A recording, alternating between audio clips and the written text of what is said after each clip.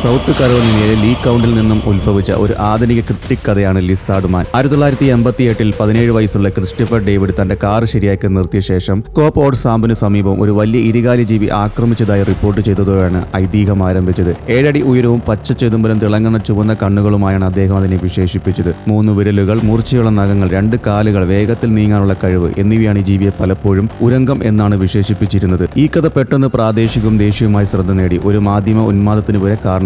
Lizard മാൻ ആരോപിക്കപ്പെട്ട കാറുകൾക്കും വസ്തുവകകൾക്കും കേടുപാടുകൾ വരുത്തിയതിന്റെ ദൃശ്യങ്ങളും റിപ്പോർട്ടുകൾ പിന്നീട് നിഗൂഢതയ്ക്ക് ആക്കം കൂട്ടി. പലരും ഇതിനെ തട്ടിപ്പെന്ന് പറഞ്ഞു, അല്ലെങ്കിൽ തെറ്റായി തിരിച്ചറിയപ്പെട്ട മൃഗം എന്ന് പറഞ്ഞു, അല്ലെങ്കിൽ മീഡിയ കവറേജിലൂടെ വർദ്ധിപ്പിച്ച പ്രാദേശിക നാടോടിക്കഥകളുടെ ഉൽപ്പന്നം എന്നിങ്ങനെ അതിനെ തള്ളിക്കളഞ്ഞു. ഇതൊരു യഥാർത്ഥ ക്രിപ്റ്റിക് അല്ലെങ്കിൽ രക്ഷപ്പെട്ട വിദേശ വളർത്തുമൃഗമാണെന്ന് മറ്റുള്ളവർ വിശ്വസിക്കുന്നു. ലിസാർഡ് മാൻ സൗത്ത് കരോലിന നാടോടിക്കഥകളുടെ ഭാഗമായി ഇന്നും തുടരുന്നു. ഒരു ജനപ്രിയ സംസ്കാരത്തിലും പ്രാദേശിക പാരമ്പര്യങ്ങളിലും നിഗൂഢമായ ഇതിഹാസങ്ങളുടെ ശാശ്വതമായ ആകർഷണം ഇന്നും പ്രതിഫലിപ്പിക്കുന്നു.